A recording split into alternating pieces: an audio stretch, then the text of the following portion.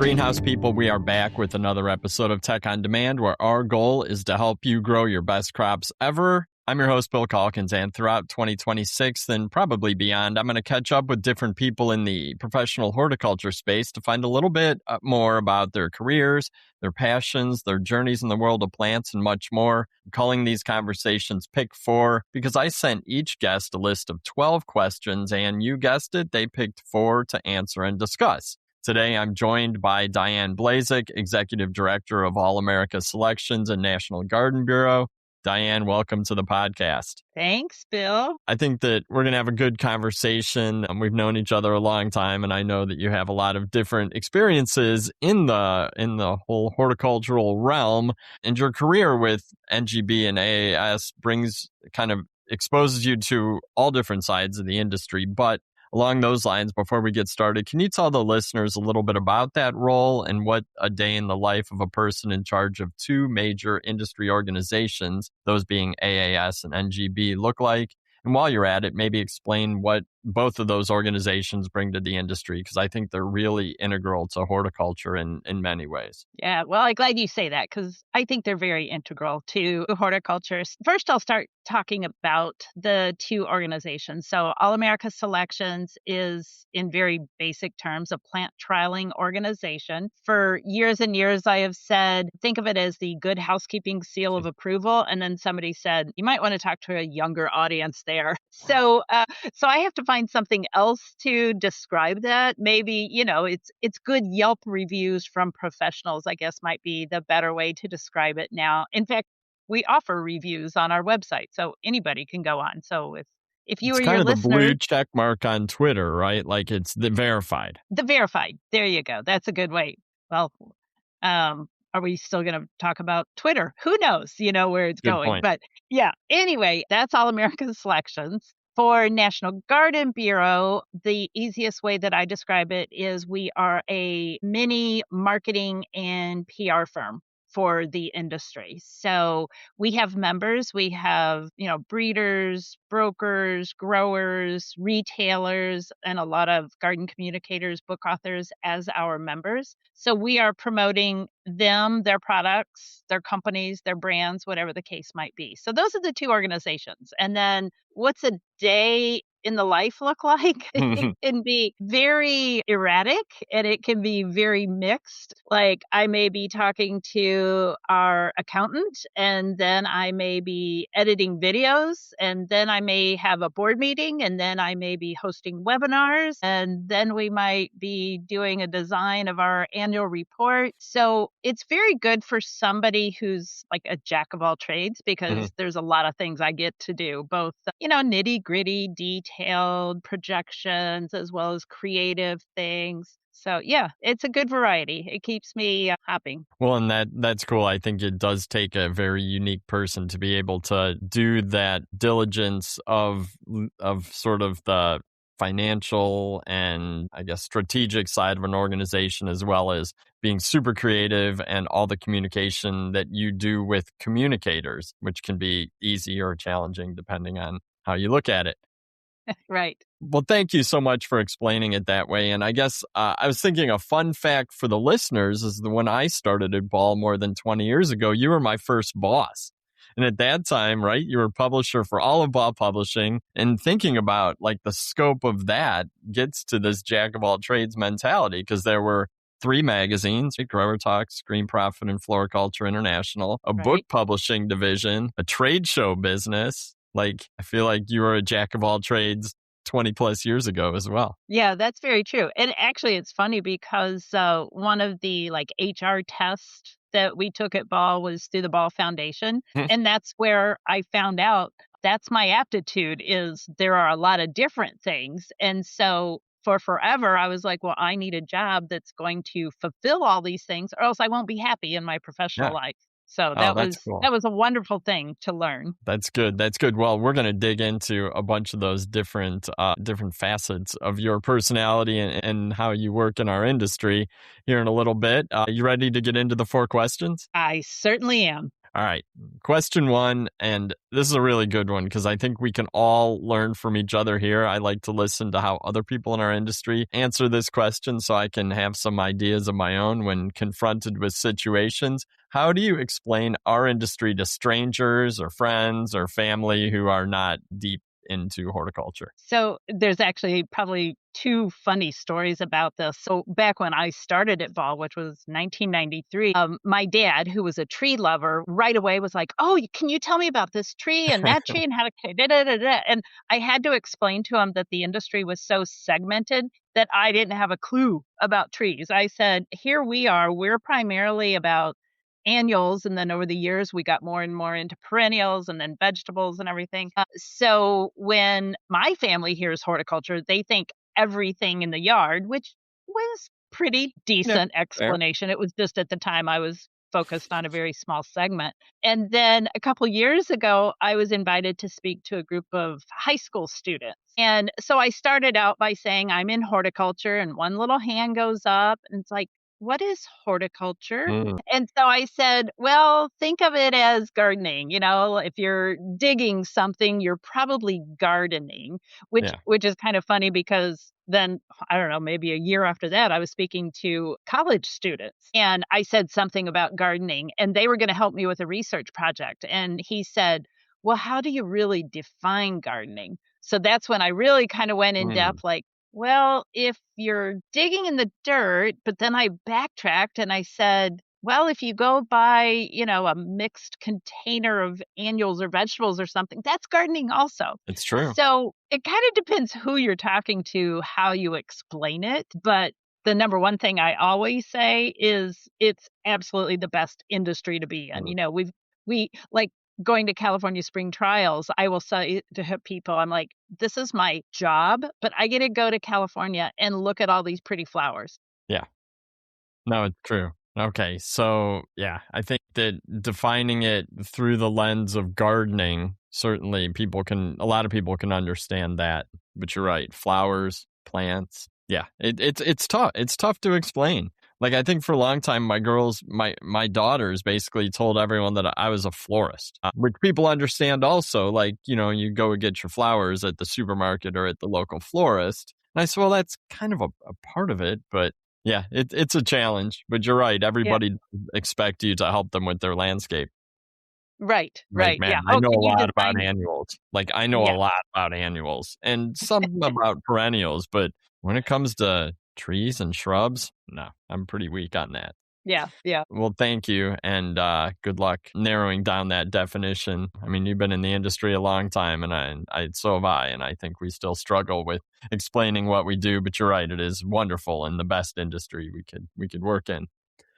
All right, question number two. This is a little bit of a personal one you chose. I like this. Do you have a morning or evening routine or ritual that you'd like to share with the listeners? And why do you do this? Well, I thought about that when I was picking this question, and I think I'm going to say something that a lot of people are like, why would you do that? You shouldn't do that. Hmm. So, well, not the first part. The first part is I go get my coffee because I cannot exist Yeah. without my coffee. And while I have my coffee, I check my work email.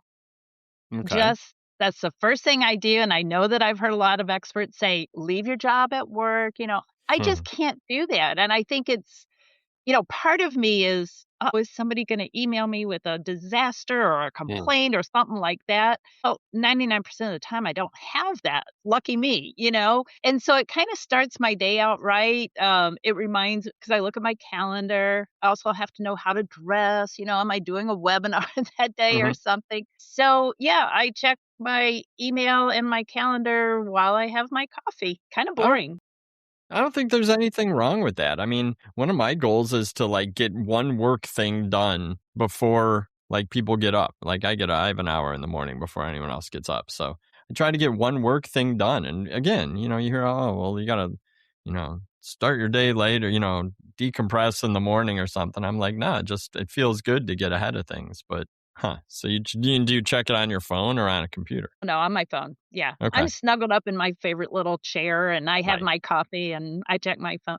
And I think part of the reason I do that is, we've always worked very internationally. Mhm. And so if we have somebody from Europe or Asia asking us a question, I want to make sure I answer it as soon as That's true. possible. So I'll do that. I don't just check it. I'll answer it if it's something easy to ask. But yeah, so I'm just, cozied up having my coffee and just take a glance at my day. Do you drink fancy coffee or just like a Keurig or drip coffee, or what's your coffee of choice? I'm pretty basic, but I just changed it lately, and my creamer is now a protein drink because Oh, I feel like getting protein. I'm not a breakfast eater, and okay. so if I get my protein first thing in the morning, I think that helps me be a jack of all trades and have There energy you to do go. it. No, that's good. That's good. And I do not think there's anything wrong with checking your email in the morning Okay. as long as you're not like as long as it's not like stressful. Right, right. It If sounds it like was it's a stressful, stress hopefully reducer. right. Cool. All right. Question number 3. What's something about professional horticulture that annoys you, and how would you change it? Okay, I think it's annoying that the perception is that we're a low-paying industry. Mm, And, maybe that is true, but I'm going to make a broad statement and say I think there's a lot of industries that have minimum wage and then there's not minimum wage. And I'm not I'll have to look at the Grower Talk salary report, I haven't looked at mhm, it in depth in a while, but I don't think it's all that low paying. And how would we change? I don't know how we change that misperception. I think what Seed Your Future is doing and getting people to talk about what they're doing. I was just reading some notes from Charlie Hall's advisory board that I'm on, and they're actually increasing their enrollment in horticulture, and they're doing some very interesting things there. So, yeah, I love that. And I don't know the answer. I'm not an expert there because nobody's going to sit there and say, oh, I make this and this a year. right. That's just not how life works. No. But I think it's just a misperception like farming, nursery, horticulture that all kind of has this impression that it's low paying. And we have a flourishing industry with a lot of people in it. If it was that low paying, nobody'd be working here. No, you're absolutely right.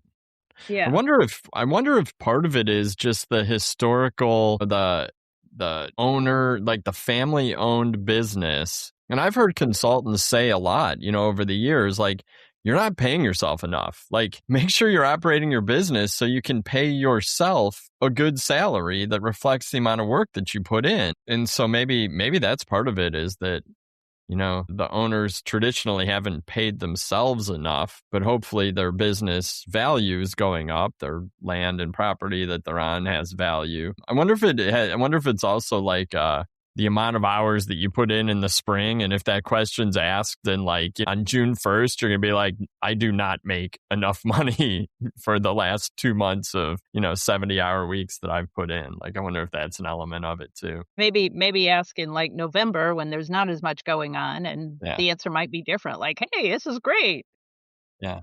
But But it's a good yeah, point you made, that we have a flourishing industry full of, people in all sorts of different roles. Like, it's amazing when right. you go to an event like a Cultivate, and all the different roles that are required for, a successful industry the size of ours. Yeah, I think there's a lot of opportunities too, maybe more now than ever before. I agree. It's a good one. Let's change that perception. Maybe it's that we just say it so much, like, wow, it's an industry of passion. Like, if you wanted to make money, you wouldn't be in this industry. You hear it all the time, and it's almost a Right. cliche. Right. And some of the Right. people who say it, you look at and you're like, ah, you're doing pretty well. Like, and you Doing seem okay. really I see happy, what and you you're work driving. outside, and you seem Yeah. happy and healthy. And Right. we're in California looking at flowers. All right. Final question. I'm glad you chose this one. I was actually really hoping someone would. You're the first who has. What are 3 tools you couldn't live without or couldn't do your job without? And they can be hand tools, technology, kind of however you want to approach it. 3 tools. Okay. Well, I've already said one, and it's my phone Yeah. because I can't do without it. I mean, we Yep. record videos, we take pictures, and obviously I check my emails and all the apps now. I just, yeah, just hands down. I could not do my job without my phone. A website or tool that we use here in the office, and I've heard so many people that are happy with it, is Canva And I was for guessing you all were of our gonna say that. graphics. Yeah. Yes, yes, Huh. absolutely that. And then I think my last one, and this is almost embarrassing that I haven't used it, for years and years and years, complained like summer is my busy travel season and I can't keep my garden watered. Well, 2 years ago, I finally bought and installed drip irrigation. My gosh, that is a total game changer. Total game changer. And then I gave a set to my daughter and her husband, so they have them along. And now I'm wanting to buy a second set and a third. I got to have one in the Yeah. front, one in the. Oh my gosh, on a timer, drip irrigation, life changer. Yeah. And, like, just ballpark, what's the total cost for that? I mean, Oh my gosh, it was not much. I was gonna say I 50 I was for gonna say one that would have $100 watered. top. Yeah, totally Yeah. worth it. Yeah.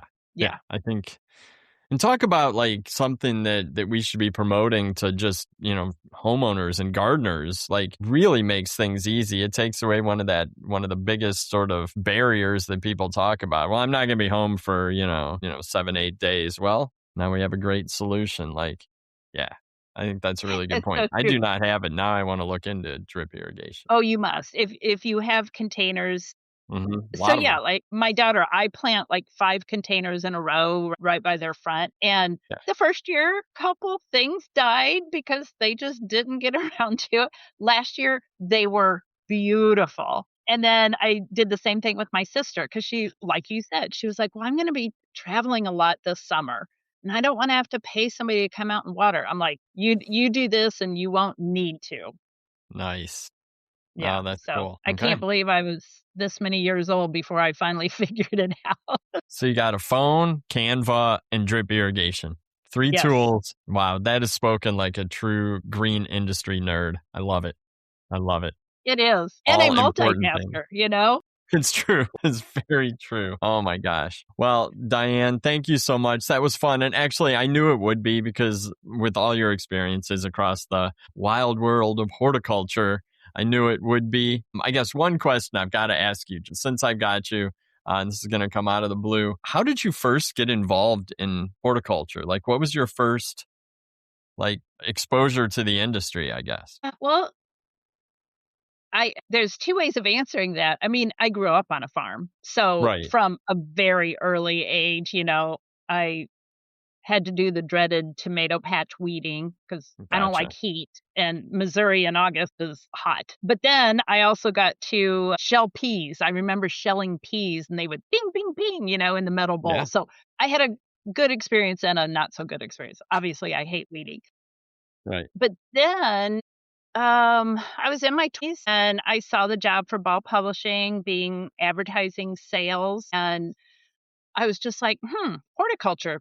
I didn't exactly know what horticulture was. I was like, Right. sounds kind of like maybe agriculture. So I applied, and come to find out, they were like, well, if you understand agriculture, you will understand and get along well with the people in horticulture. So Yep. that was Oh, that that's was good. really the first exposure. Okay. So you saw the word, you had somewhat of an understanding, you had a history or childhood in agriculture, and it Hmm. just sort of worked out. I love it. I think that's Yeah, great. And I did not know the answer, so thanks for humoring me and letting me throw sure. one last question in. Yeah. Again, thank you so much for your time and for all that you do. Before I close, can you let the listeners know where they can find out more about AAS and NGB and maybe one thing that they can do to either get involved or leverage what these two organizations are doing? Okay, All America Selections. The difficult URL to remember is all-americaselections.org. The Yep. easy URL is aaswinners.com. And Perfect. then National Garden Bureau is very simple. It's just ngb.org. Okay. And boy, it's kind of hard to say one thing that we do because basically everything we do is free for the entire industry to use. Okay. The AAS winners, the website is there. You can use the logos for NGB, all the new varieties, the year of program, the Mhm. combinations. Yeah, there's a wealth of information. In fact, our programmer says, wow, you guys add more to your website per week than any of our other customers. Wow. Well, that's cool. That doesn't surprise me though, because you guys send out a lot of press releases and information to the industry too. So Well, that's cool. I will put links to both in the show notes, and I do encourage the listeners to get in there and check it out. If you haven't engaged with AS or NGB in a while, like Diane said, constantly updating, adding new information and resources. Got to check it out for sure. Well, thank you so much for your time. Thank you, Bill. It was a delight. I think that wraps up this episode of Tech on Demand, but I can't close without reminding you to subscribe, like, and share the podcast with your peers. There are more than 200 episodes in the archive covering a wide range of topics, really something for everyone in professional horticulture, garden center retail, landscape, CEA production, and more. Take care out there.